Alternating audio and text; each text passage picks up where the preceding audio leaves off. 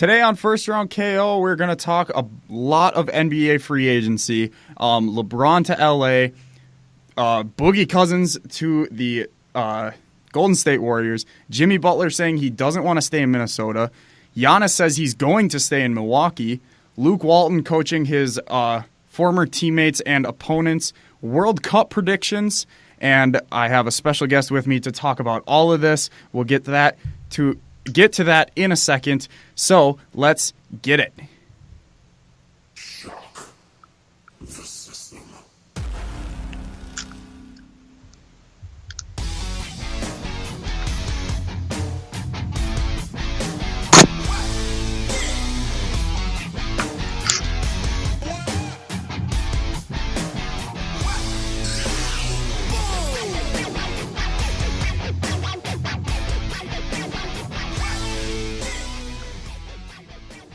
Welcome to the most must-hear WSUW sports podcast in history. Welcome to First Round KO.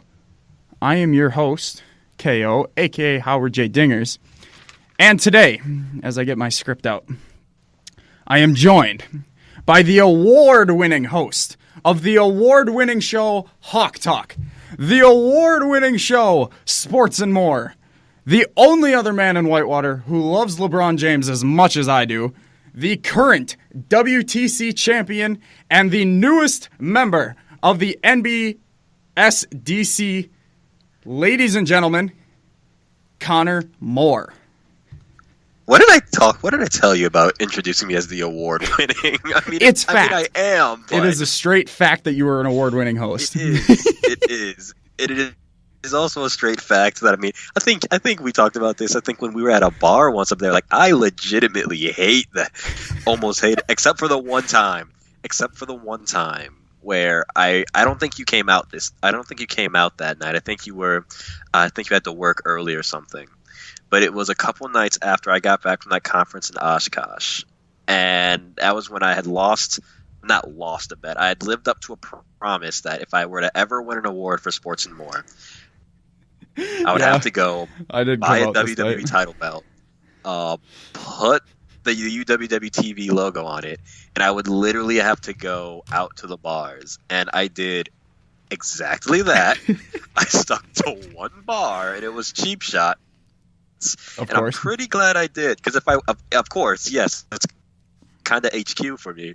And if I didn't, because I feel if I went to Pumpers, I would have gotten more weird looks than. You know what? It's Pumpers. No one cares, but you get the idea. I don't think people look at other people when they're at Pumpers. Yes. I don't think there's enough room. There's not enough room to look at other people at Pumpers.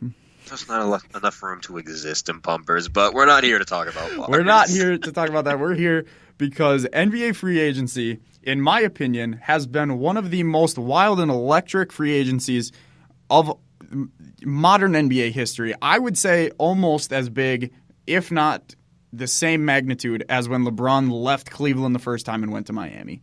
Oh, that's without a doubt. Yeah, I think the free agency is. If it hasn't eclipsed that level, it's getting borderline right there. Which is weird because, I'm looking at this list, and out of the top 7, 3-4 people stayed with their teams. No one's really leaving except for the biggest one, obviously, which we'll get to in a second. But it doesn't it's not that many big names going to that many big teams, but for some reason it's happening so fast and furious that it just feels crazy. It's moves like the one that have happened that makes me wonder what all would happen if free agency was, as the Rockets really wanted to. I think the Rockets owner, a couple other team owners want this to happen. If it was moved before the NBA draft, which I kind of want to know how the movement would be if it were before the draft. Right? I don't know how much I heard about that too, and I don't know if I like that. I'm right down the middle for it. I think it would just be more chaos than it already is. Yeah. But then at the same time, I also I like the way it is now. Let the teams, address their draft needs and everything, and then after that, because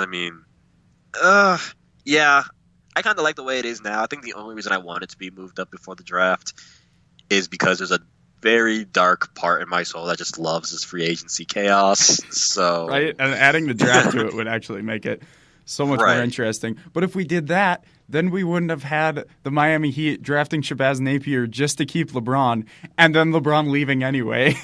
Right. Which is one of my so many what ifs all-time favorite moves. Is like, hey, you really like this college player, so we'll draft him even though we don't really want him. Oh, wait, you left? Okay, Shabazz, you can go to a different team. Isn't he in the D League now? I mean, I have no idea where he's at. I mean, G League. I'm sorry. G League, because Gatorade, because sponsorships. Gatorade is the sponsorship. It's still the D League. Anyways. But, yeah, it's ridiculous. Yeah, it's just kind of funny how that happened. But, I mean, as we saw on Sunday and as I talked about in my little cameo on the show on Monday, I mean, LeBron's playing chess and the NBA is playing checkers for the most part. So yeah, it's kind of ridiculous. We'll get NBA free agency. Let's knock out some topics. We'll start off with LeBron in LA. We talked about this a little bit on Monday. You called in. My biggest thing, so now it happened on Sunday. He signed a 3-year with a player option deal for $154 million. Yep. And now that it's been a couple days, I've had a chance to sit back and actually look at this move. It's interesting because he moved to the West. So Correct. Obviously his finals record, his streak is about to meet its Brock Lesnar. Sorry, Undertaker. It's just interesting the way I look at it. I just keep looking at it as how much of a chance LA actually has in this West, considering Houston is at the top of its game, kind of. I think losing Ariza is pretty big for them. So that's interesting. But Golden State, they seem to be at the top of their game, especially with this signing, even though we'll get to that in a second too. I have also had a chance to come down from that, so we're going to definitely discuss that. But this whole LeBron thing, I think it's very interesting. It opens up the East, but what do you think LA's chances actually are in the West? I mean, I think it would be almost hard to for me to answer that question without, having to, bring light to the fact that, I mean, we talked about it when it happened. I mean, we recorded as the news when Lance Stevenson signed, and then, about 30 minutes after my segment was up, JaVale McGee signed. Yep. Recently, they just signed Rajon Rondo. I mean, the Kentavious Caldwell-Pope re-signing happened within 10 minutes of the LeBron signing. I said it on the last recording, and I'll say it now. I have a hard time thinking this is it. And I know that with the Lakers and with every other team in the league who makes a move, the Warriors, the Bucks, who I kind of have a bone to pick with them. That might be my final. That might be my final thought because I have your one last thing. My one last thing. You can everyone tell I've been the host of Hog Talk for about 4 years? But but that's besides the point. All the big moves don't have to happen in these next in the first day or two or three of free agency, but I have a very, very, very hard time believing that the Lakers are done. And if I look at the current roster right now, okay, so you have Lonzo Ball for now. There's a part of me that thinks he's going to be in a package. Yeah. You have Kyle Kuzma. He's most likely locked in. I know they really want to keep him. Baller. Josh Hart is there. Also a baller. Also a baller as well. He's my favorite Laker out of that, or probably my second favorite Laker of that trio, if not tied for first. Julius Randle, he's gone. Yep. He's gone now with New Orleans. Took his money. Yep. Rondo's now in the fold. Kentavious Caldwell-Pope is back in the fold. JaVale McGee is there. Lance Stevenson is there. They still have Brandon Ingram. They still have Brandon Ingram, exactly. They still have Zubac. That's center. And they drafted Mo Wagner. I look at this roster as it stands, and the other person there is Luol Deng, whose contract I have no idea what they're going to do there. I don't know if they're going to stretch it. I don't know if they're going to buy it. I think the amnesty clause is still in effect from that CBA about 5, 6, 7 years ago. I don't know, but I look at this roster right now, and I hate to be the one typical NBA cliche guy right now, but I will when I say that. You put LeBron James on any roster, and that team will probably, by hook or by crook, make the playoffs. And with that young, talented team around them, Luke Walton, I think, is an underrated coach. I think he's a much better coach than Ty Lue, to be completely honest with you. Yes. I think I'm in both Lakers players. LeBron ran that team type. Both Lakers players, exactly. This team, even in a stacked West, will make the playoffs because I don't see LeBron James joining this team, even though I said earlier that it was a long game to this, even though I said he's entering a new phase of his life, a new phase of his career. You mean to tell me the man that's been to damn near 10 straight finals is going to sit there and be part of a team that isn't competitive and doesn't make the playoffs? They're going to make the playoffs. Are they going to be a top seed? I don't know. It's the West. It's a bloodbath over there. So, do I think they're going to make the playoffs? To answer the question, yes. There's no way you don't. LeBron makes anyone around him better. He could play pickup basketball with the worst people in Whitewater. You could pick up people who haven't touched the basketball in 8, 9, 10 years, and they would be in the intramural championship game alone. If we're being real here. Well, yeah, we look at what he did in Cleveland last year. Obviously, it was a scrub squad. Basically. And we're going to see that coming this season. We're going to see how bad that team actually is. But that team was 50-32. And this Laker team, this Laker team from last year was 35-47. There were only 3. They were the 11th seed. So they were only 2 teams, that were closer to the playoff. I think adding LeBron just to this team, just to this roster alone, makes them a 50-win team at least. They will win at least 50, and that's easily enough. If they win 50, if they get 50, they are a 3rd seed last year in the West. Yes, because the 3rd seed last year was Portland at 49 wins. Right. How did Portland get the 3rd? Okay, so realistically, I'm looking at this West from this year. Obviously, Houston and Golden State are going to be the top 2. It'll probably be Golden State, Houston. And then you look at the rest of the teams. Portland, they could have another hot year. Damian Lillard's that good. They'll probably make it. Oklahoma City, they're hit and miss. They almost missed.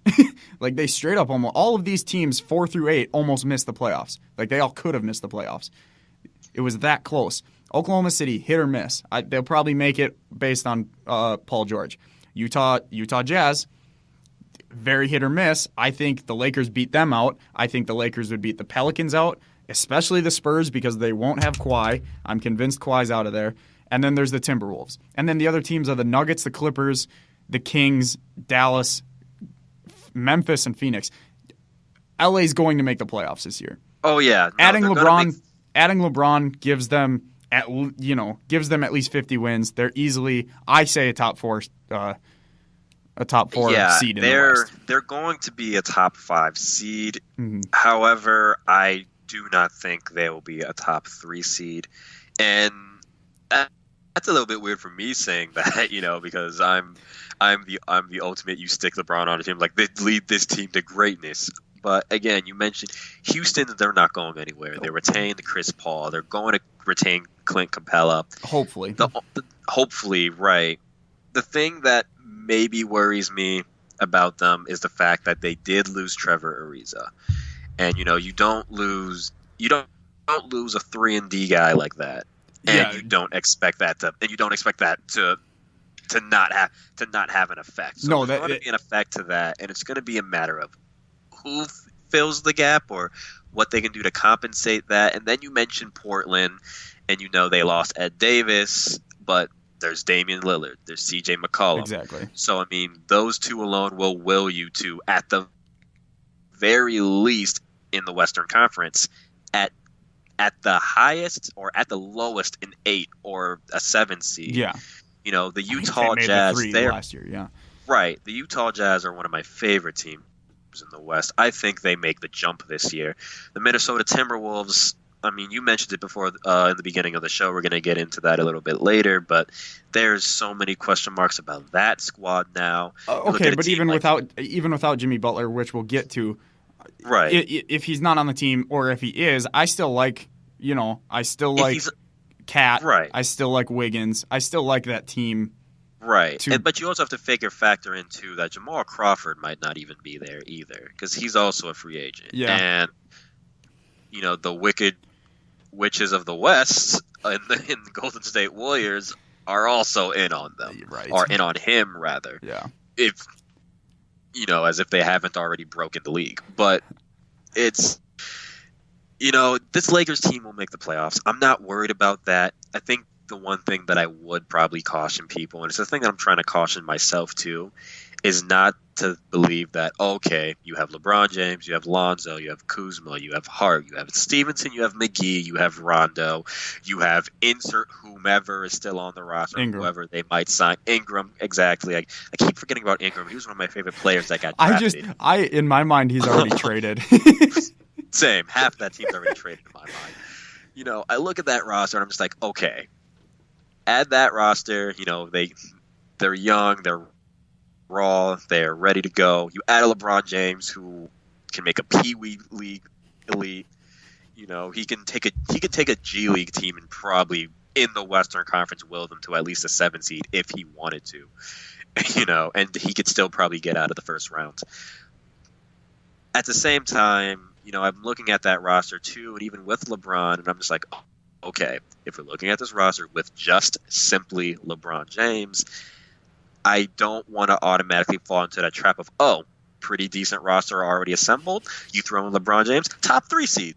It's not the case anymore. I think we have to really look at the fact that I think we're so used to him just running the league. But he's now in a whole different world. The West is a whole new breed. The Lakers are a whole new breed. Exactly. What an 8 seed is or what a 3 seed is in the East could be the first team out in the West. There's such a differential in talent, and also everyone is seemingly in the Western Conference right now. So they'll make the playoffs. Are they going to be a top 3 seed? As the roster's currently constructed, no. They'll be a 4 seed, I think, at maximum. At the lowest, at the absolute lowest, a 5 or a 6. But this Lakers team is going to need 1 or 2 moves, in my opinion. And one of those moves is going to have to be the big kahuna in my mind, which is Kawhi Leonard. Yes. It's going to need to be big if they want to be like, yep, we're taking the top 3 seed, knowing that that you have the 2 teams in Houston and Oklahoma. Well, yeah, Houston and Golden State, and then Oklahoma City. And those 3 right there are probably your top 3 seeds in the West this season. Maybe. I don't know what the Thunder... It really depends on what the Thunder do. That Carmelo Anthony contract is really intriguing to me. So we'll see what they do there. They need to buy that out. It's really... I think they do, too. I think they need to cut their losses because that's just going to be too much drama. Dude doesn't want to bench, but they want him to bench. It's just not a good situation.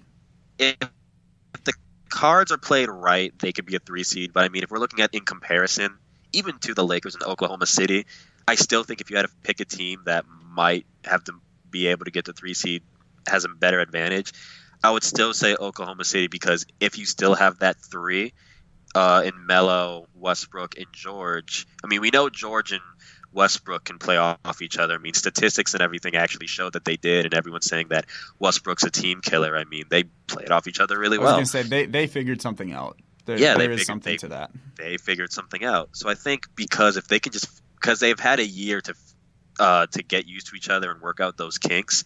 So I think they might have the advantage because it's not new to them. It's just a matter of working out some kinks.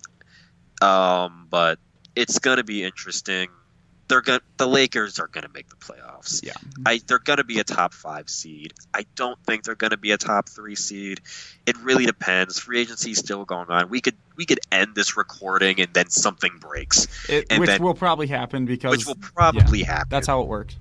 You know, we can be watching fireworks for the 4th of July, and then all of a sudden, wham, the Lakers land someone huge. So I wouldn't be surprised, yeah.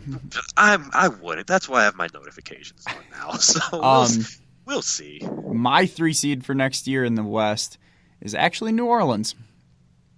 I think it's possible. The addition, losing Boogie Cousins is good for them, and Julius Randle, that signing's big too. He's such a baller. I don't think he didn't get the respect he deserved in LA. I honestly don't think he got the respect he deserved. For whatever reason, he wanted out of LA. He got out, and he got his money in New Orleans. So I'm happy for him there. Well, they also lost Rondo. He said that he wanted out of the Lakers. It was right after they signed LeBron and they got the other moves. And he said he actually went to the Lakers and told them to renounce his rights because he saw that his role would have been diminished. Right. And he saw that he wasn't going to be as much of a – his role in the future wasn't going to be as prominent. You know, I mean, with LeBron James alone, yes. But, I mean, with the rest of that young core and everything and all the moves they were going in, it makes sense. Yeah. I mean, it's a shame. I really would have loved to see him work it out there. But at the same time, I can see exactly what he meant with all those other young pieces that they still have to work in. And you know that they're still trying to go get a Kawhi Leonard. I mean, 3 words only. Secure the bag, you know. And he secured the bag with New Orleans. So, I think that's a much better fit for him. Oh, honestly. Absolutely. Because now he's the number 2 dude in New Orleans. Yep. And behind a monster, I think, top 3 player in the NBA in Anthony Davis. Oh, hands down. Who I think can carry this Pelicans team to a top 3 seed. Think about it. Whoever doesn't box out Anthony Davis, you have to deal with a glass cleaner like Julius Randle. So That's a lot of rebounds going the Pelicans' way. I agree. They're my dark horse in the West next year. But I have the Lakers making the playoffs. But I think they're like a 6 through 8 seed, only because historically, LeBron teams are not good the first year. The first year in Miami, they did not figure things out. They lost to Dallas, right? Yeah, and then his first year back in Cleveland, their regular season wasn't that good, and then they lost to Golden State after losing Kevin Love and Kyrie Irving. So historically, LeBron teams, they're great because LeBron's on the team, but they're not as good as they can be. They don't reach their full potential until the second year. So right. They will make the playoffs because LeBron. I don't think they're going to do too much this year, though. And like you've been saying, this is a long-term thing. I would like to put a big fat asterisk to my season predictions. The asterisks being if they get a Kawhi Leonard or even a Kemba Walker they're in on right now. If they get another star, yes. If they get another star, I will change my tone. It might not be a drastic change, but it will be a definite change of tone. If they get Kawhi, if they get Kawhi, they're top 3 in the West. Agreed. Yeah, 100%. But as this roster is currently constructed, if the season were to start tomorrow, they're a playoff team. They are not a high seed, and they are going to have a tough time getting out of that first round. I agree. Let's stay in the West now with the 73-win Warriors went out and got Kevin Durant. The world blew up and said, give him the title. And we were right because they went out and won the next 2 championships with Kevin Durant. And now, after winning 2 championships, after adding Kevin Durant, they have now gone out and added the injured Boogie Cousins. 1 year. It's a 1-year deal for 5.3. I think it's the league minimum. Yep. It's a little bit over. It's a little bit over. I think they had. It's close. It's not the mid-level exception. Right. But they definitely. I think it was the max. It was the most they were able to to offer with the cap space or what left of cap space they have on them. Yeah. So this is interesting. So when this happened, again, like the Kevin Durant situation, the internet blew up. I even said it, give them the championship, because here's my thinking, and I still stand by this. This team is going to win without Boogie, but you add Boogie to that, and it just makes it that much more impossible. So that's my thing on it. But coming down from this and listening to the man in sports that I worship the most, Colin Cowherd, he goes into depth about how, Boogie Cousins is hurt until January or February. So they don't have him for most of the season. But like I said, that's fine. They're a great team without him. Once he gets there, though, this is a torn ACL. This is Achilles. Or Achilles. Achilles. Yeah. This is a career ender for a lot of people, and it's a career killer if you do actually come back, because Elton Brand, he was a 2-time All-Star, tore his Achilles, was never the same. Never was the same. Chauncey Billups effectively ended his career. The list goes on, and so coming back from that injury is going to be very difficult. That's why it's interesting that it's only a 1-year deal, because I look at this now. Obviously, I think the main reason is he wants a ring. But the reason that he picked this 1-year contract is because he's going to use this as a audition to the rest of the NBA. I don't think he's auditioning to the Warriors. I don't think he re-signs with the Warriors next year. I don't think they have the cap space. No, I think it's financially impossible for agree, him, because they don't have the bird rights to him. Exactly. So this is his audition to the rest of the NBA. Hey, I'm back from my Achilles injury, and I'm still back. Or I'm not. This is going to be his audition tape to sign with the new team next year. So that's my thought. I still stand by the fact that the Warriors will win the championship next year. My theory was before that I thought it was possible that the Rockets could beat them in the playoffs, but then they went and lost Ariza. I don't think they can beat the Warriors without Ariza, because they're not a good defensive team, and he was their number one defensive dude, and he guarded Kevin Durant. So I think without him, I just don't think they can beat him. And then I was hoping with that theory that the Lakers and the Rockets would be in the Western Conference Finals, and LeBron would have a better shot at beating the Rockets and the Warriors. That was my whole Laker conspiracy. But now that it just all seems to, because if he comes back February, he has a couple months to get back into the swing of things and learn how to play with this Golden State team. Once they get to the playoffs, it's going to be over. It would be over without Boogie.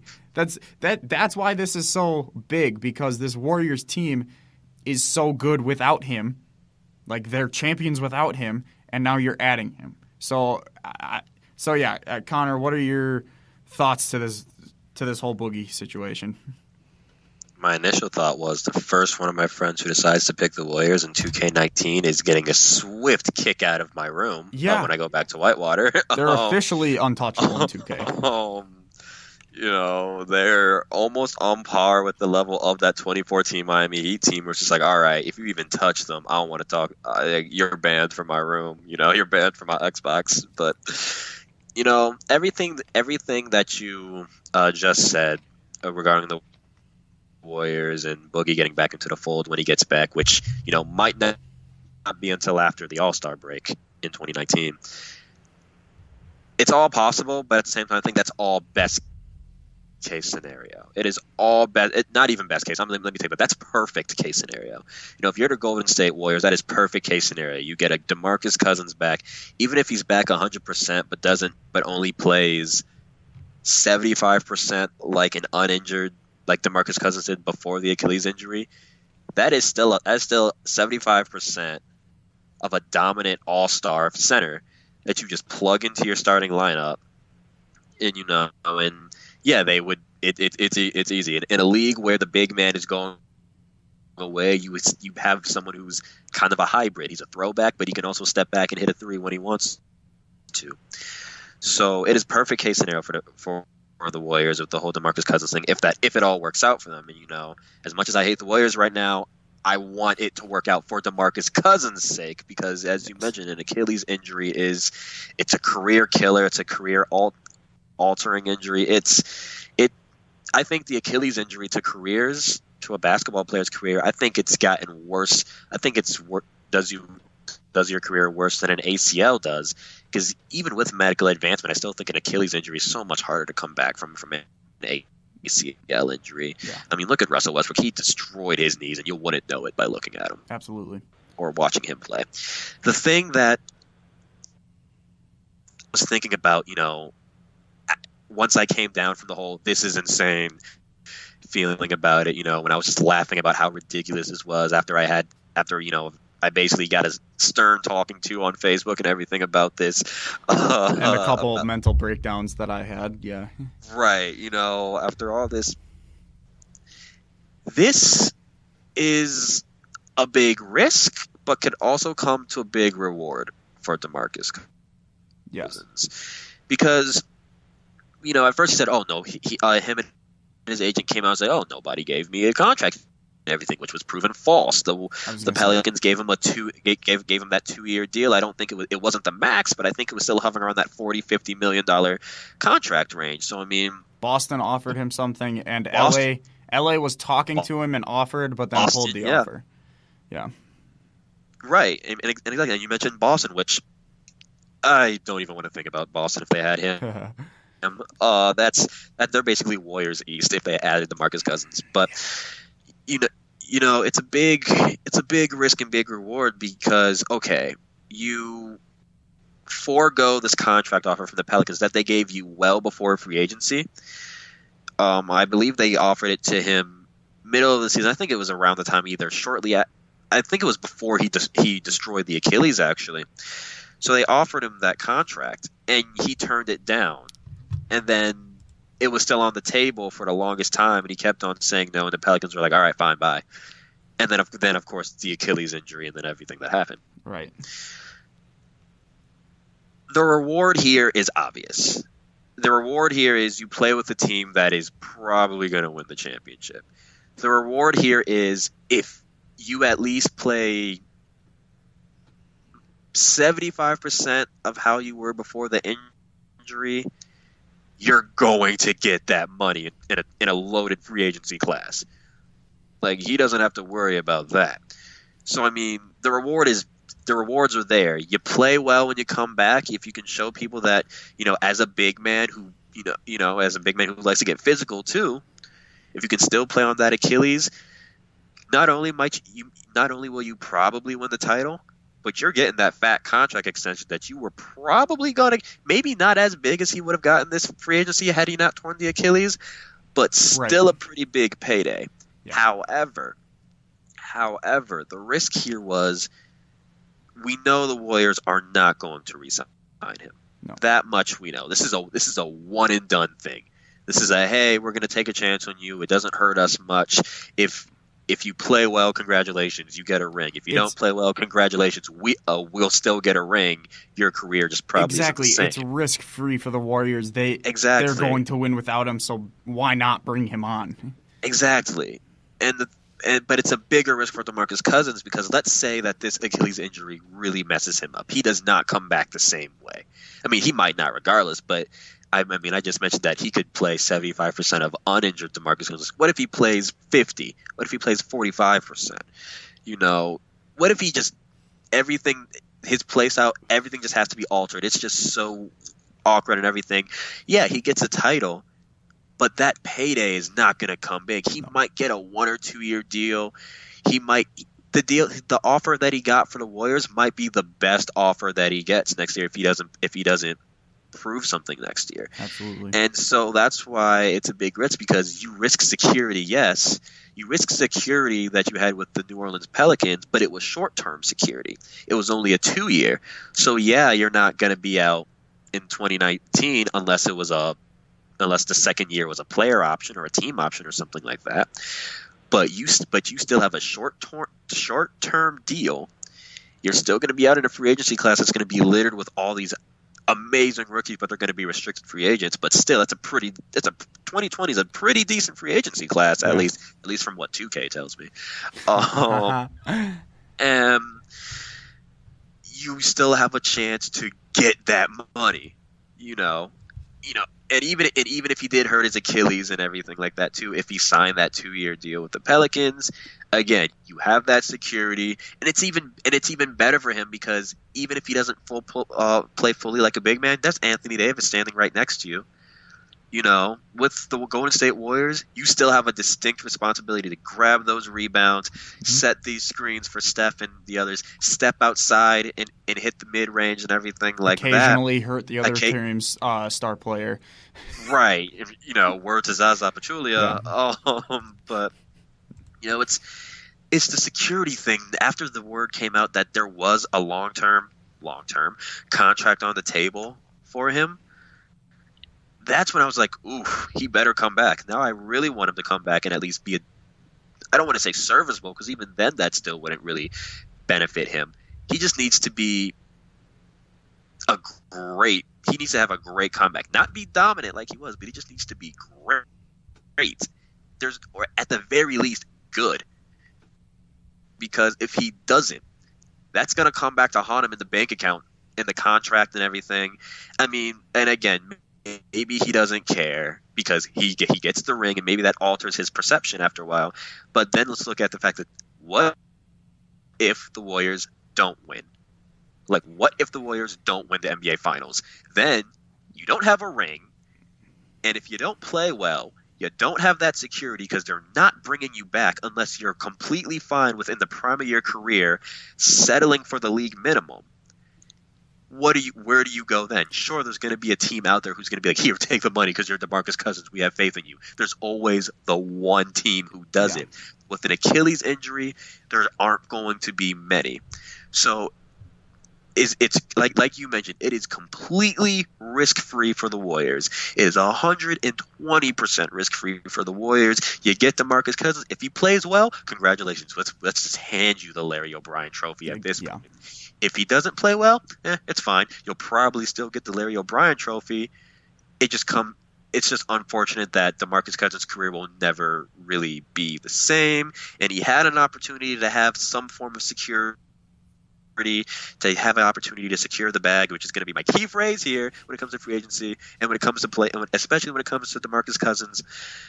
But it's such a big risk, Like I said, on the surface, when it first happened, I was just like, this is unreal. Like, someone turn off the fantasy draft in 2K right now. But after all the reports came out and everything like that, now I'm just like, for his sake, I hope it works out.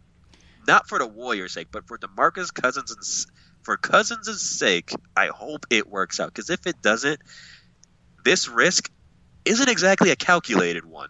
Even if he does get a ring, if we're talking for just his career outlook, it's not a really great calculated risk at all. Right.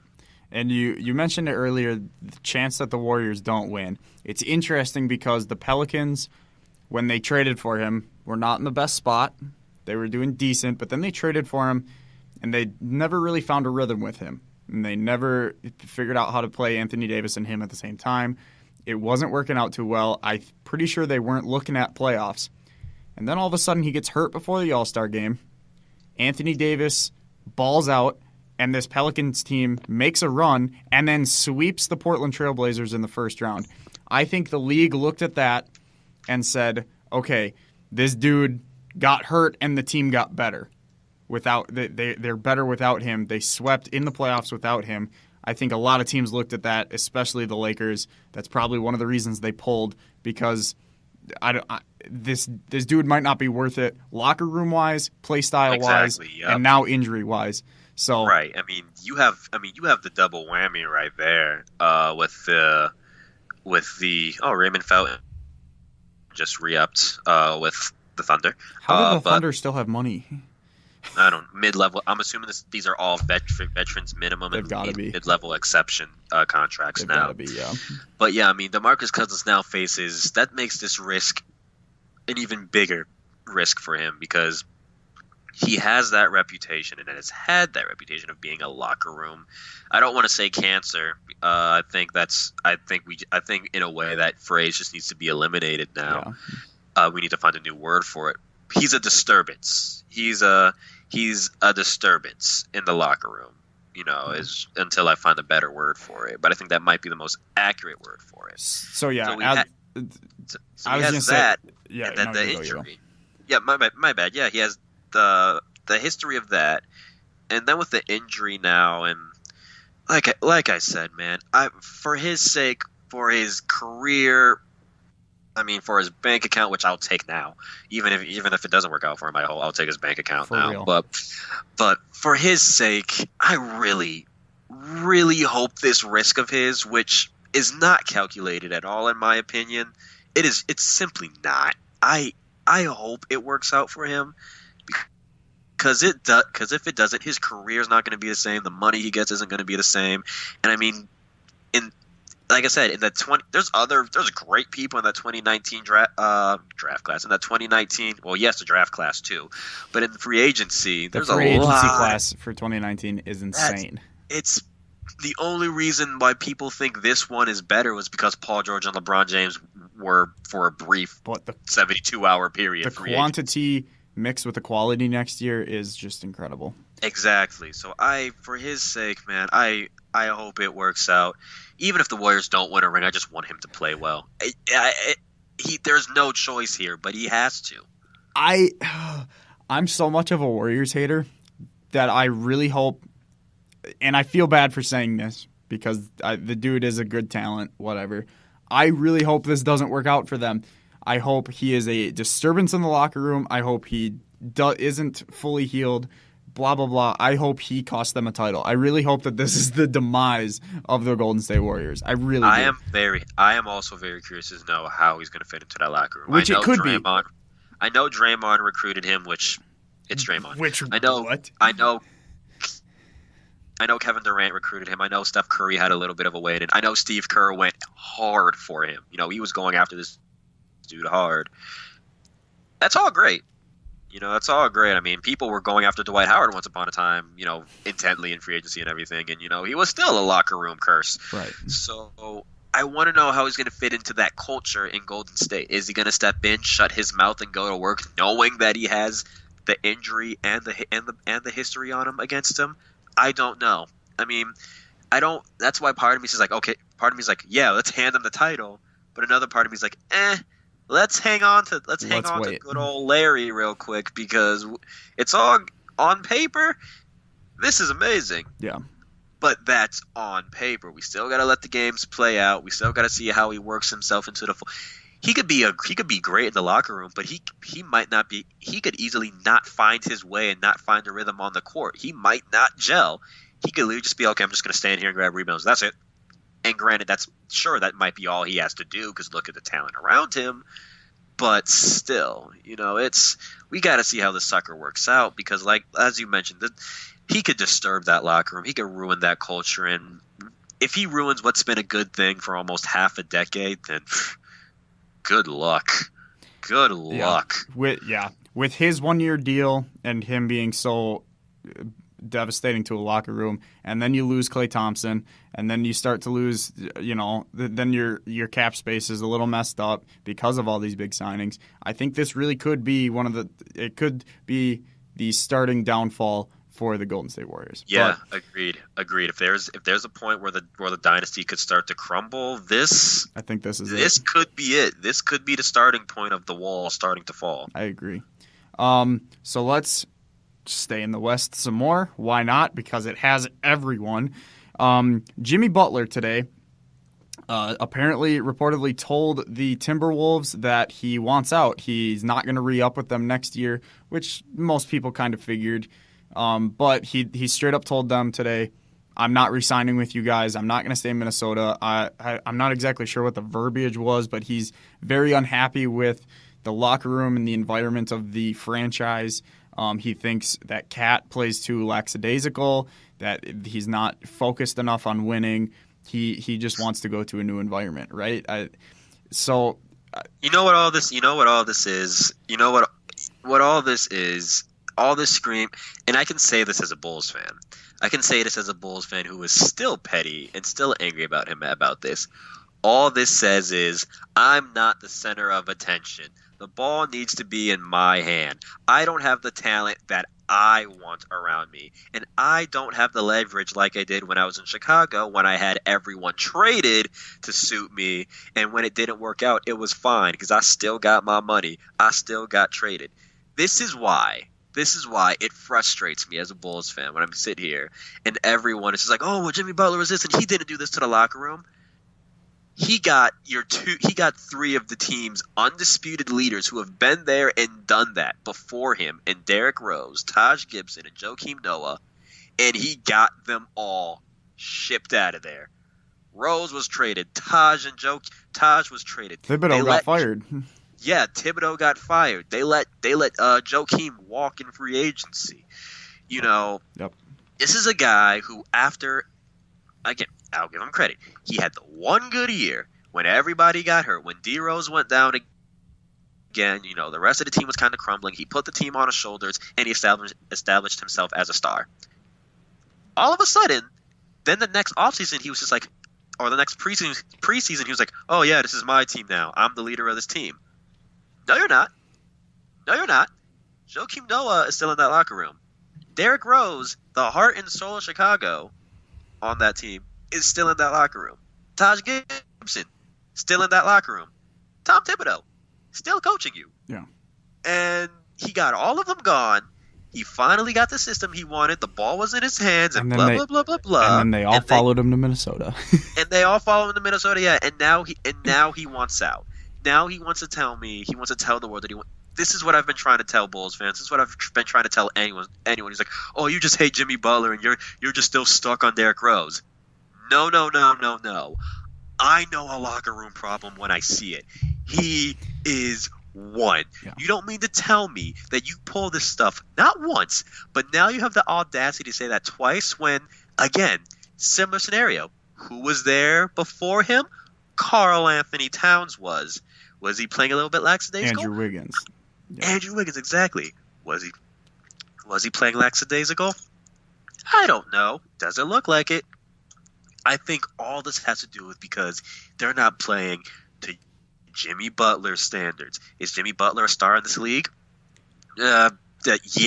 I would argue. Guess. I would argue that this is bad because he's not a number one dude. He's a star. He's not a number one dude. He's got to be a number two. I think a perfect situation for this would be him to get traded to LA, but then he's the number two to LeBron, and the focus isn't on him. So it doesn't sound ideal for him.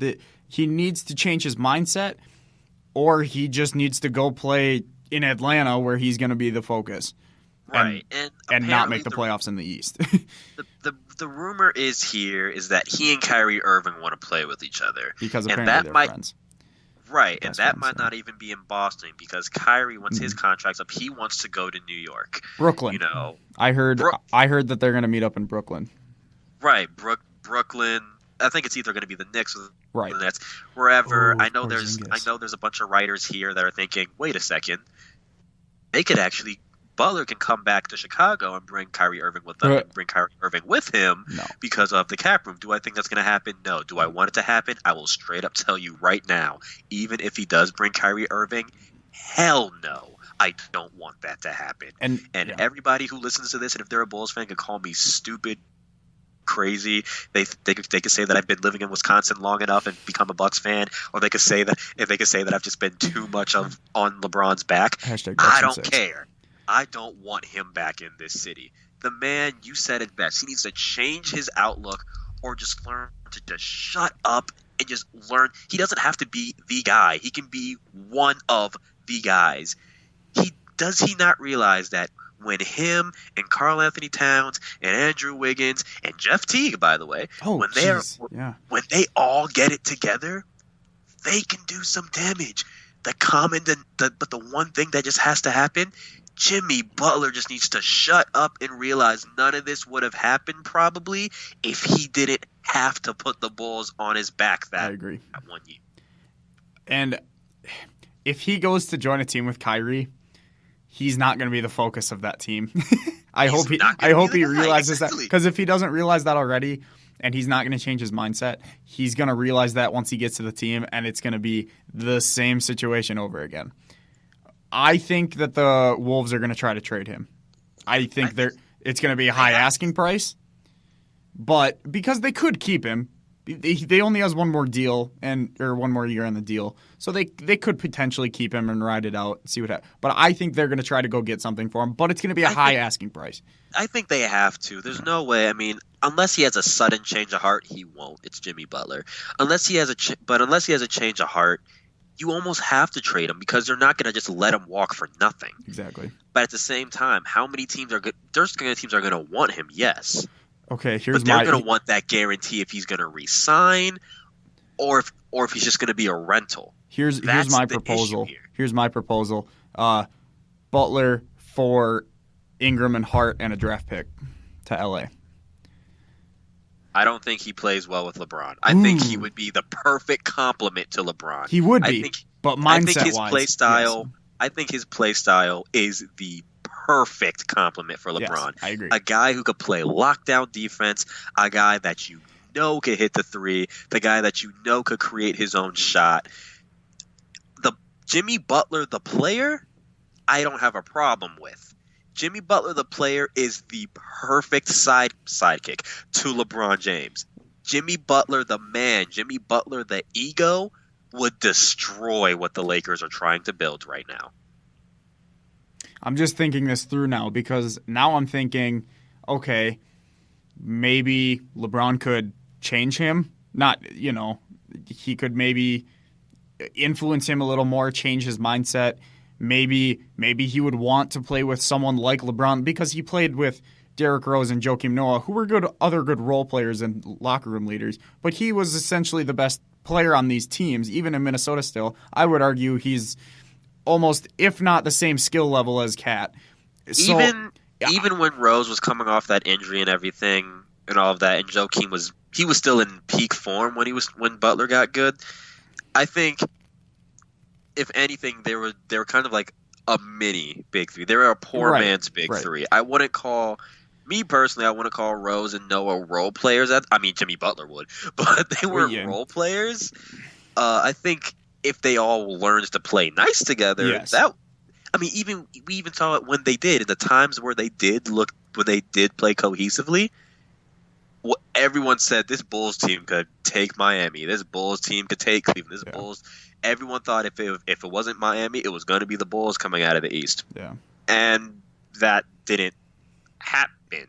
I just don't know where Butler can go where he finally just shuts it. I don't know where. Like I said, go to Atlanta, be the number one dude. Don't make the playoffs in the East.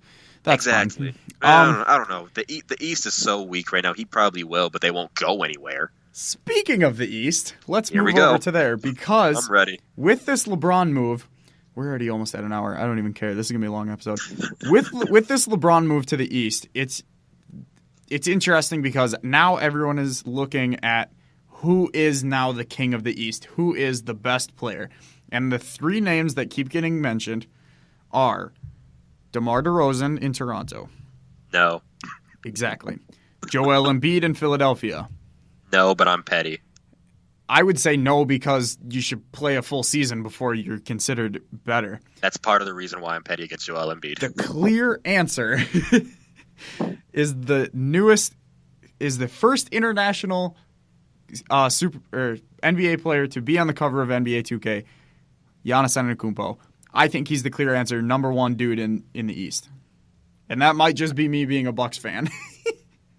Admittedly, maybe a little bit. Kyrie's also up there. Kyrie's probably a healthy Kyrie Irving, I think, would be in the running. I think it's either 1A or it's 1A or 1B. But I think this is Giannis's conference. Like if he can get, we picked up Ersan. If the Bucks can do, which I think was a stupid move. In all honesty, after all the other free agency moves, I don't think this was a wise move. No, it could be. It's got potential. It could be, but on paper, it was a dumb one. On paper, because I think we paid too much for him. If we get him for a smaller contract, I think it's a great move. But it could potentially. I like Budenholzer. I have a lot of faith in him. Agreed, but there's something about Bucks and bad contracts the last 2-3 years. I agree. I don't know. I still think the Bucks are going to be a 2 seed this year. I think Boston has the 1 seed locked up. I think the Bucks have a real shot at the 2 seed because Toronto could get it because they're good in the regular season, but I wouldn't be worried about them in the playoffs. Dwayne Casey ain't there, so I mean, I don't know.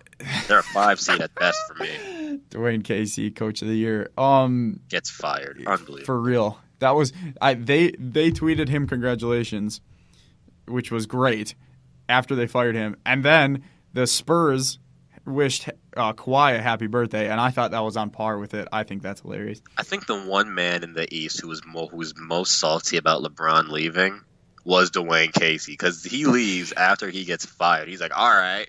Y'all had to sweep me and then just leave. That's fine. That's great. You leave after I get fired. If it wasn't because of you, I would have won the East. Great. So Giannis also went on the herd with Colin Cowherd, and because he was doing his media blitz for NBA 2K, and he, in Colin, being the man that I love, always asks these athletes the most one-sided, loaded questions to try to get these answers out of people. He said, "Would you ever leave your team for LA?" Which I thought, great question, Colin. You're looking for one answer. But Giannis handled it perfectly. He said, "No, never. I want to stay in Milwaukee. I want to win a championship in Milwaukee. I would never leave for LA, even if they came knocking."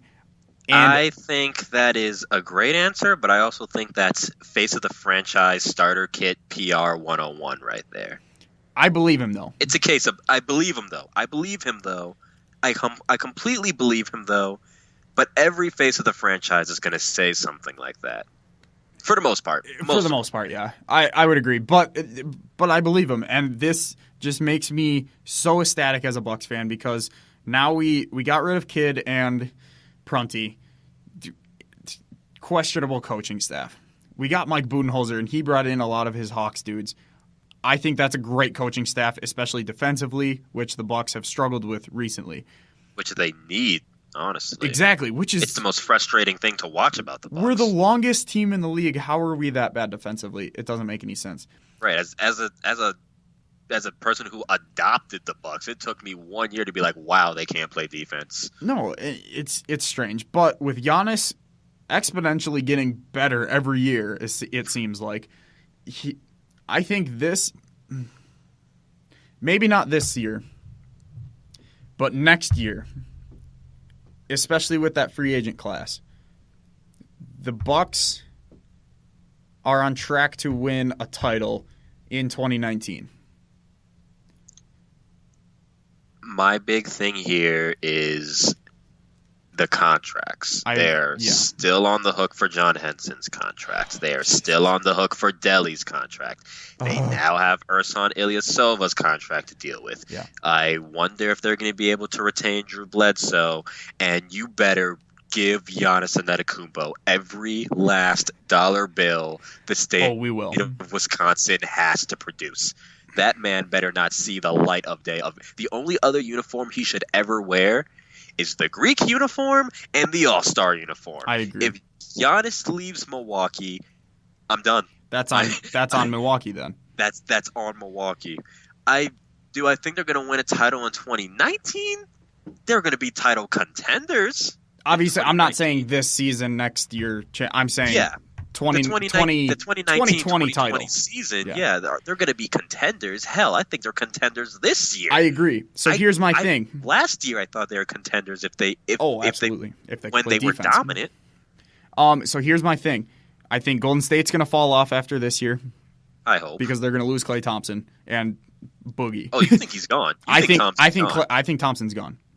I think he's going to have a sit-down meeting with Magic Johnson and LeBron James and end up in it. Wow. Exactly. Oh, no. Exactly. I think he's gone, so I think the Warriors fall off. The Rockets missed their window was so small, and I think it was this year, and they missed it. Chris Paul is only getting older. They lost Ariza. Capella's still iffy. They think they're going to get him. They might not. We'll see. But I think they missed their window. LeBron needs to get another star, and if he doesn't do that, it's wide open. in 2019, 2020. And if the Bucks can offload some of these contracts, if Giannis can keep getting better like he has been, and if they can actually get another player with Giannis, I think they have a legitimate chance. Like a legit chance to be the 2020 champions. Yeah. I think the best thing to happen to Giannis, and really the entire East, but especially for Giannis, the best thing for him, not so much his growth, because he was going to do it regardless, because the guy just gets better year in and year out. But this is perfect case scenario for him, which was LeBron going west. Yes. Now you can take this Bucks team, and I think I hope the Bucks rather realize that there may never, like, for the duration of Giannis's contract, and you better give this man a lifetime contract until he says he's retired, but for the duration while he is in a Bucks uniform, in a significantly weakened East, where there are maybe 3 or 4 teams that you're just like, yep, they can do it, and the rest of them you're like, we'll see. There's 4 teams in the East who are guaranteed top 4. Exactly. Yeah.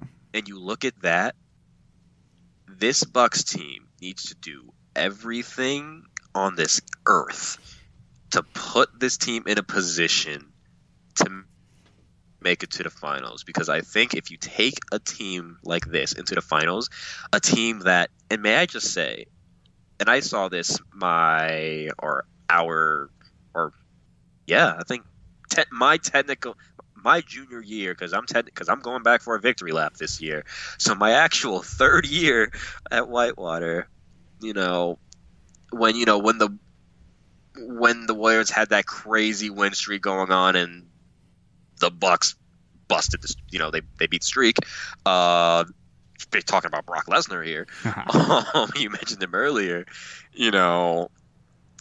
This Bucks team, they do such a phenomenal job of playing up to the competition. It's unreal. They play up or down to the teams they really play. Do. Yeah. They really do. And every time, even when they played the Warriors, they always gave the Warriors trouble. There is something about them. The Warriors could not put them away until the last 2-3 minutes of the game. Now you mean to tell me that there's only 2-3 other teams in the East that they really have to really worry about? And then if they get to the finals, you're dealing with either the Warriors or at some point in the next 3-4 years, the Lakers? Yep. Good Lord. Yeah, I still stand firm with my belief that last year they were this past season they were title contenders. Yeah. When they were healthy, when they were playing well, they were title contenders. This season, I'm a little bit weary to say this, but I think the goal here might not be the NBA Finals. It's got to be the Eastern Conference Finals. You only have to realistically worry about Philly. You only have to realistically worry about Boston because they're about to come back at full strength, and we need to see what they're going to do. And the jury is still out on Toronto. I think they can beat Toronto in the playoffs. Right. One day they say they're about to blow it up, and then the next day, like, nah, we're keeping the same thing. And then the Pacers. We'll see. The Pacers the Pacers were one of those teams that I think this year they're really gonna catch fire. Yeah. But the goal, if you're the Milwaukee Bucks, if you're Giannis Antetokounmpo, it has to be the Eastern Conference Finals because you talk about the window, a championship window. The window now becomes however long Giannis is in a Bucks uniform. Absolutely. Or however long until 1 or 2 more stars decide, screw the West, let's go East. But while the East is currently the way it is right now, unless Kawhi Leonard ends up in a Philly or a Boston uniform, and even then it's still the same scenario, the window is however long the East stay the way it is, and however long Giannis stays in a Bucks uniform. I think next year is when they finally take the leap that I thought they were going to take this year. And if they take that leap, I think the Eastern Conference Finals is in reach for 2020. I think in 2021,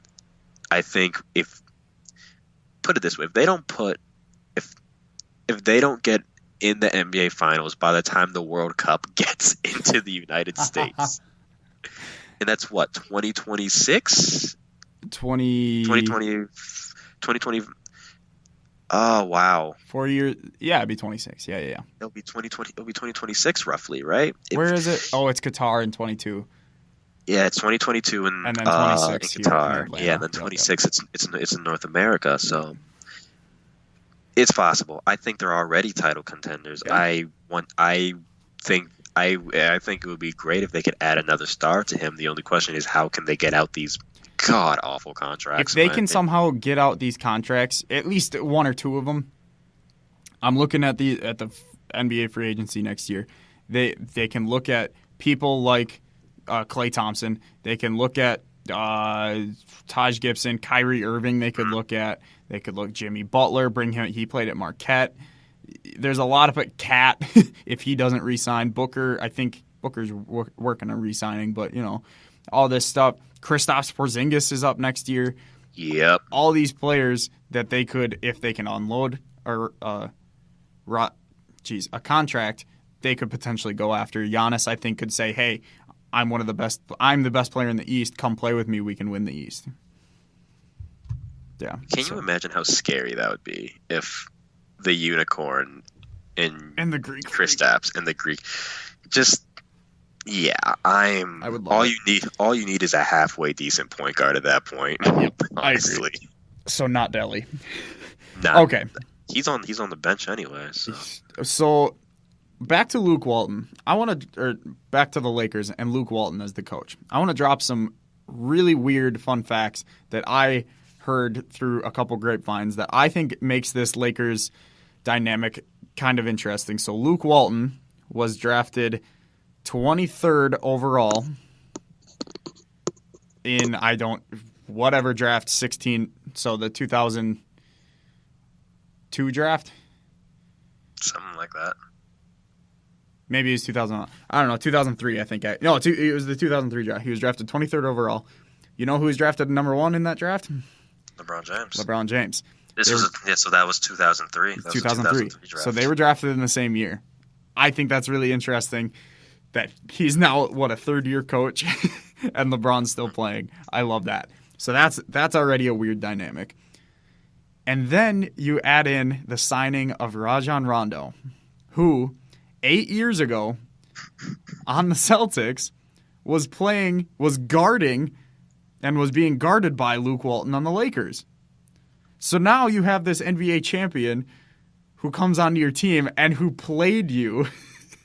And he's like, "What's up, coach?" Go from the Dark Knight.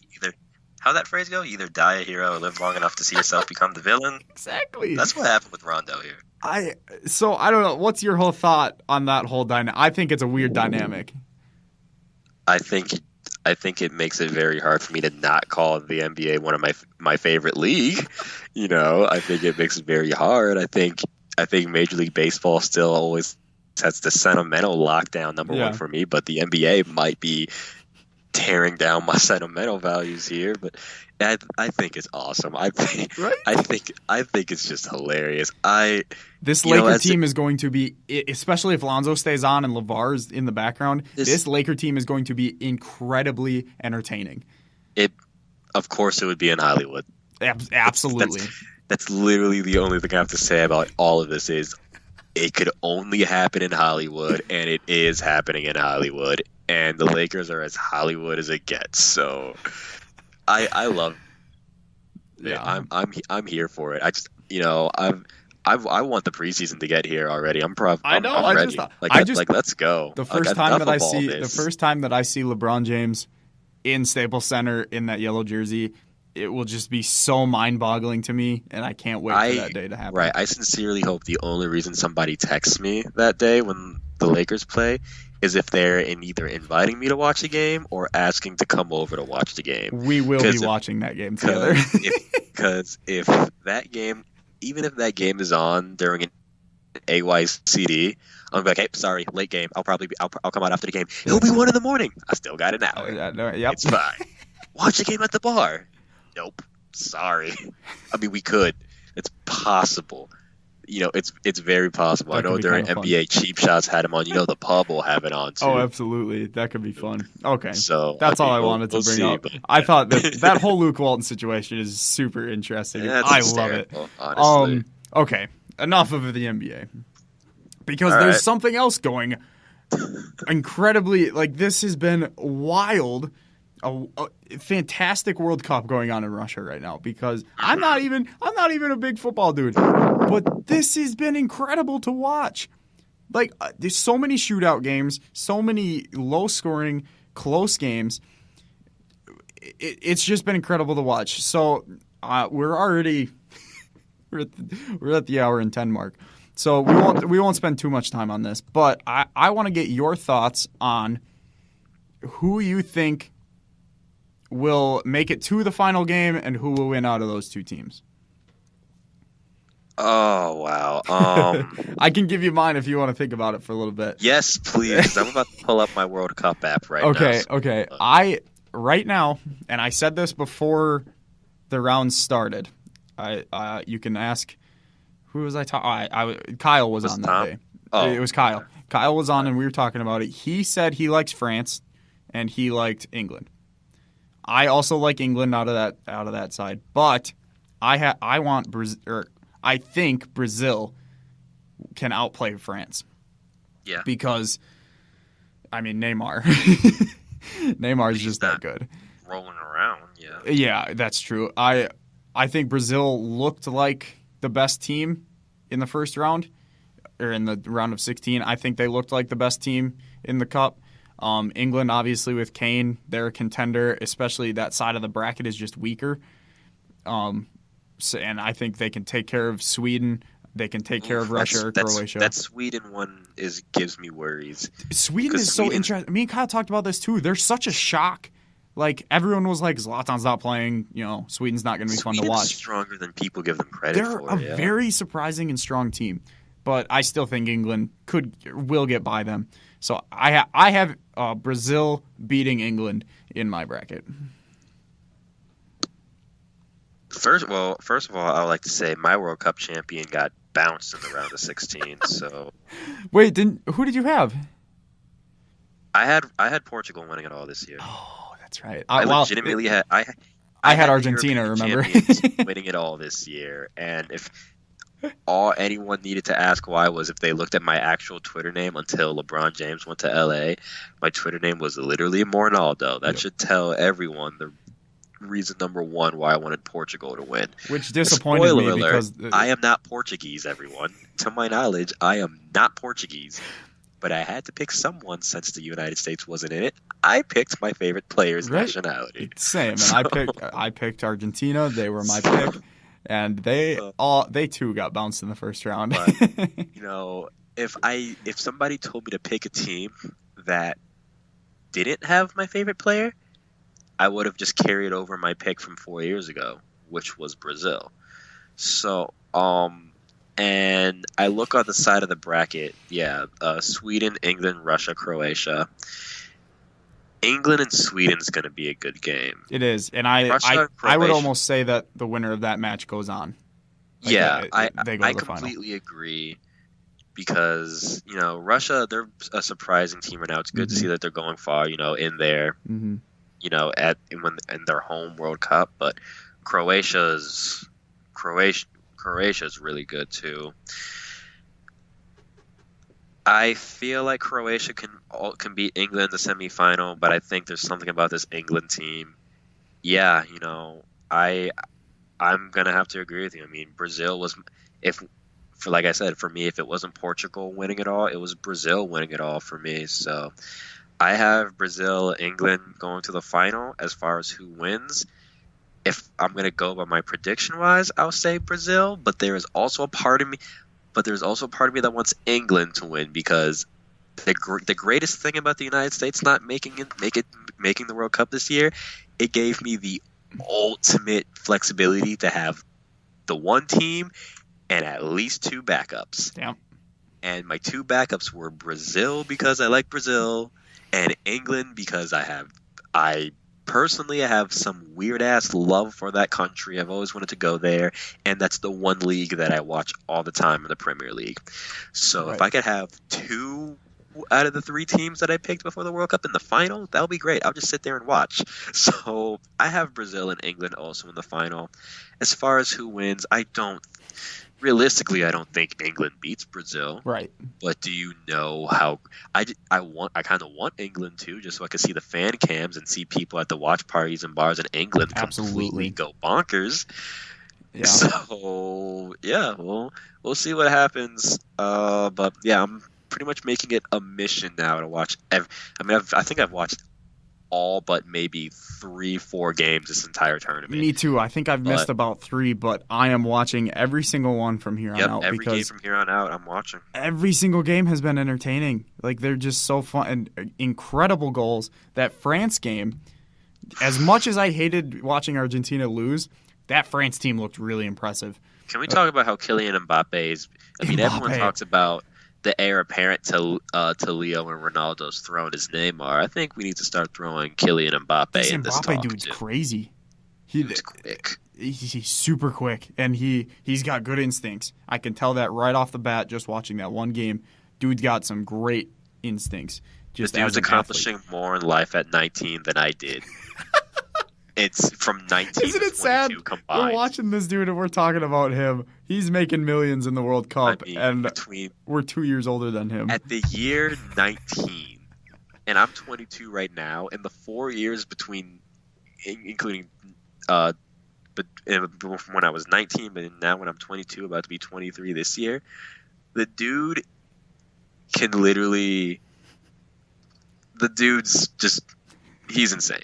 It's making it impossible for me to not root for France here because I do have some of my favorite players.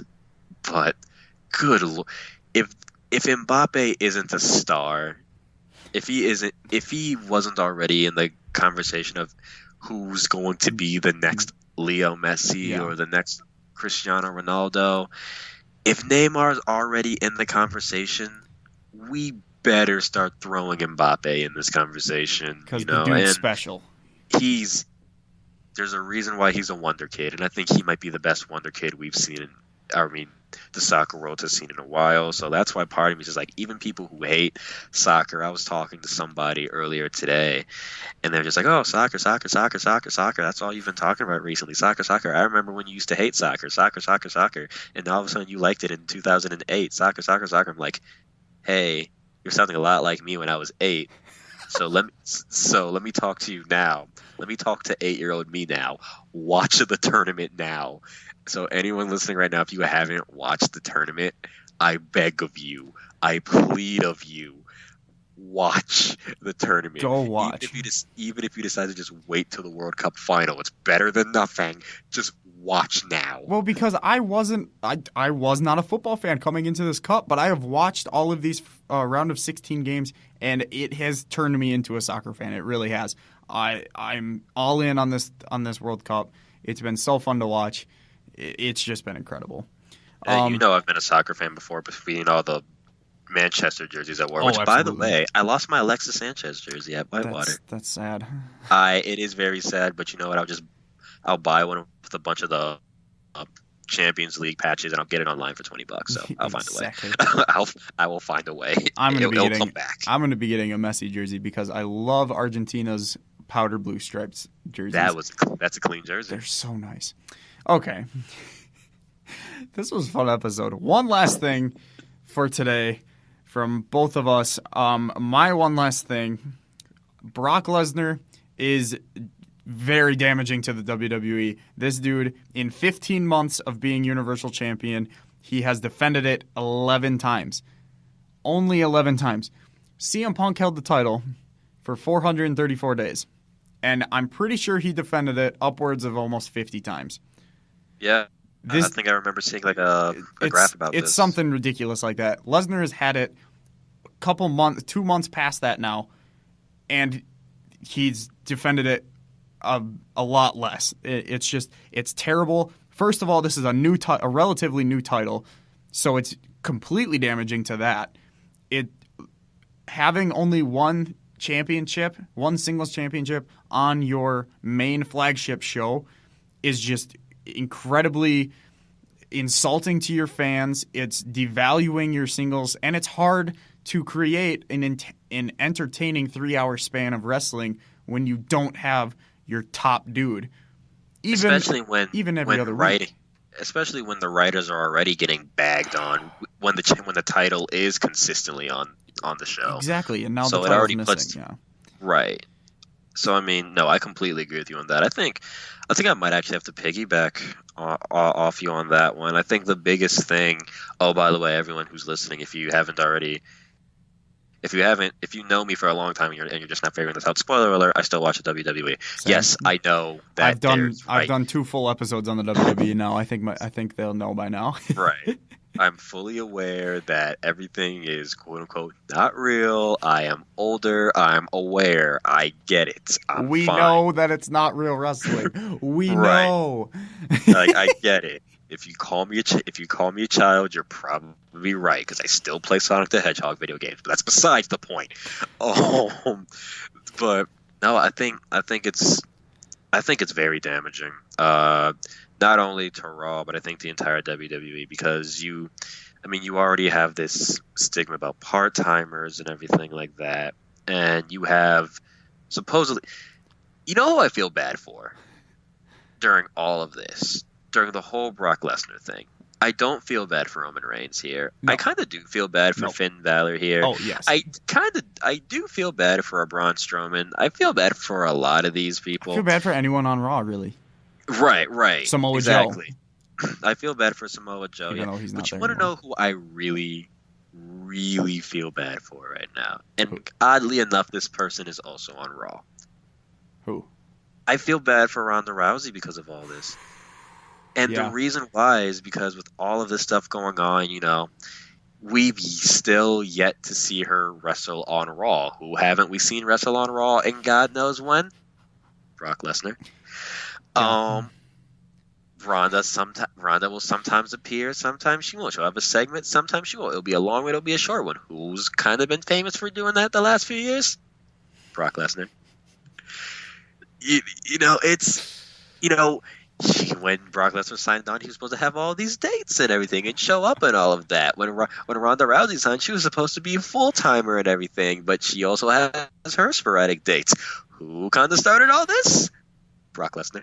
My only argument, I hate that you're making these comparisons, but I hate that you're right about these comparisons. I don't want to make the comparisons. I know. You know how much of a Ronda fan I am. But you're right. The only argument that I have is Ronda's not going back to UFC. She has said that this is her life now. She is 100% committed. So I think that's going to help. And I think right now, them keeping her off of TV and not wrestling TV matches just yet is protecting her and easing her into it. Which I completely agree. This is me being an optimist. I mean, even with what the house show that we don't have video for, right, and WrestleMania and Money in the Bank. Even if you look at her match at WrestleMania, and then you look at Money in the Bank, she might be one of the quickest learners in that roster. I did a whole segment on this. She's a fantastic wrestler. She is. We talk about. I can't remember who talked about it, but someone who I was listening to I kind of randomly stumbled across on YouTube was talking about how there's that whole suspending of belief thing where she makes you feel where everything she does, from the selling to the hits and everything, it looks legitimately so real, and she's learned everything so well, and that's what I talk about, because she's a fighter. She knows what these moves feel like and what they're supposed to do to your opponent. She's able to she knows how to act when it actually happens, so she's able to convey that when it doesn't actually happen, but she's supposed to tell the audience that it is happening, Exactly. She knows what to do. She's made it so hard for even the biggest of Ronda Rousey skeptic, Kyle Glenn. Right. She's made it so hard for even the biggest Rousey skeptic to continue to be a full-on skeptic. But I mean, but that's besides the point. Getting back to the main person here. Lesnar, yeah, it's damaging. I mean, yeah, Raw has the Intercontinental Championship. Great title, by the way. Which Seth Rollins has been killing it with. Right, and now Ziggler, who will continue to especially with Drew McIntyre, yes. Right. Ziggler is an absolute workhorse, one of the most underappreciated wrestlers in the last decade or so. You have the women's single title, which storylines are going to hopefully start getting much more appealing. I think for that. Once they get past this Nia Jax rematch, I think it's going to be Alexa Ronda, and I think it's going to pick up a lot. Yeah, agreed. I think come SummerSlam, the writers better get it right.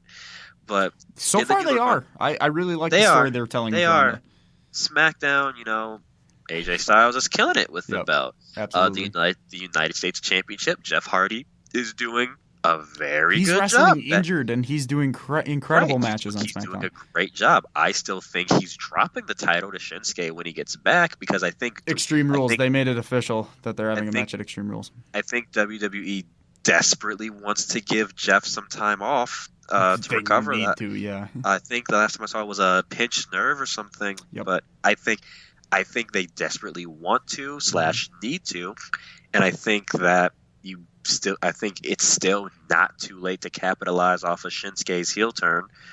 So I think that's what they need to pull if they don't pull the trigger now, their absolute last chance is at SummerSlam. Otherwise, they would have wasted Shinsuke. Absolutely. But yeah. So and the latest report, getting back to Brock Lesnar. Yeah. The latest report is that he may not even be at SummerSlam. Honestly, the day that Brock Lesnar finally goes back to UFC, I remember when he did go back to UFC, and I rooted for him so hard when he went back to WWE and then went to UFC. Yeah. Not only do I want this man to just get out of the WWE so I can finally have the Universal title back on television constantly, but when he does get to UFC, I want this man to get rocked so hard. Me too, because then he loses the lust of the big fighter. If he does want to come back to wrestling, then he's not a big name. Just a cash grab. Exactly. He's just a cash grab. That is all Brock Lesnar has been, and especially when he got tested positive for steroids after the fight against Mark Hunt, that's when my entire philosophy changed on him. He is just simply a big dude with a cash grab. And I will never hate on a dude for trying to secure the bag, but I can hate on you I can't hate on you about your means to secure the bag. This is brilliant, but it is stupid. And if you cared about the brand, which he does not, you would do something about it. But again, as I mentioned, he doesn't care about the brand. He just cares about his pockets, which again, I respect the hustle. I respect getting the money. I am all about STB, secure the bag. But at the same time, I can easily judge you for how you go about doing that. Absolutely. And this is a piss poor way of doing it. He's holding the company hostage. He really is. Yeah, he really is. It's terrible. Well, Connor, this has been an incredible episode. It's just incredible to talk sports with you, especially LeBron James. It was so fun. Thank you so much for coming on. I definitely will have you on again. We're planning to have a podcast the night of Extreme Rules, immediately after the pay-per-view. The whole New Bullet Shield Day Club is going to come into the studio and record a podcast. I am really, really hoping I am in Whitewater for that. Yes. Because that means I actually get a chance to defend the title. And it will be incredible. So hope that'll probably be the next time you're on, unless I have you on in the next couple of weeks. If some big NBA news happens, I'll definitely call you up. Even if I'm not physically there, I am easily calling in on that one. I am ready. But no, I'm glad I was able to come on. I know we had talked about this. I think, you had been talking about the show for a while the last couple of weeks of school. Yep. And then I know you were talking about guests and everything. And I think right away I was just like, I'm on at some point, some form of fashion. I'm on. But no, it was a lot of fun. This was great. One of these days I got to try to get on a show when Tom's also on too, because I think the three of us might do some damage. But I think that could be incredible. I don't think I'll be able to keep a straight face during that entire thing. We hardly do during Hawk Talk. I was gonna say. Man. But no, it was a blast, man. Thanks for having me on. Absolutely. Dude. Thank you very much. Thank you everyone for listening. My show isn't live this week. I got to take that out of my script. For right now, I'm gonna keep recording. It's kind of nice. It's nice to not be live. It's kind of nice to record. It's whatever. You have some freedom. I have a lot more freedom. So I will keep everyone updated. Watch the Twitter. Watch the Facebook. I'll let you guys know. Olsen2K 18 on Twitter. Connor, you want to plug your Twitter real quick? Yeah, for sure. If you guys want to keep updated on some of the stuff that I do for TV and radio and everything, and when I eventually publish the story about Man Beyond the Beach, the festival that I was at 2 weekends ago now. Wow. I believe it is Connor Moore _7 is my handle, I'm pretty sure. Yeah, it is. Yep. So Connor Moore, CONNOR MOORE _7. If you find a dude who looks like he's demonstrating something on his Twitter profile picture, you found the one. So yeah, give me a follow there. Planning some big things for me as well, and I'm thinking about rebooting my YouTube channel, doing some more vlogs and stuff there. I'm gonna give that one more chance. That's a great segue, because I also realized the other day I have a YouTube channel. And it doesn't need to just be my podcast, so there might be something in the works there. Keep an eye out. Go look me up on YouTube. It's First Round KO. I'm also on SoundCloud. That's where this podcast. All of them, when I pre-record, they're going to drop at 9 a.m. Every Monday, Wednesday, Friday. SoundCloud, YouTube, First Round KO. Subscribe. Shoot me a comment. Let me know you're listening. I like to know who's listening. Argue with me and Connor. I want people to start arguing in the comments. That goes for everyone who's listening because they saw me tagged in this too. Exactly. That goes for all of you too. Follow this podcast, and because I'm sure someone's gonna tweet me like, "The hell did you just say on there?" I'm like, "Yep, mission accomplished. Yep. I've done my job." So yeah. Oh. Remember, you miss 100% of the shots that you don't take. Go shoot your shot. I'll see you guys on Friday. Later.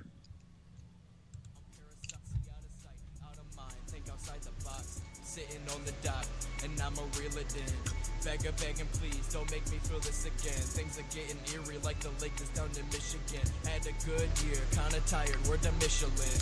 At the finish line, go get the checkered flag. Take a couple more shots, that's extended mag. I don't mean to brag, you smell this in the bag. I pull up solo at the function, I'm a tennis stag. Stone cold bachelor, acid rapping chancellor. Couple years an amateur, but never had a chance for ya. You see me as a challenge demanded.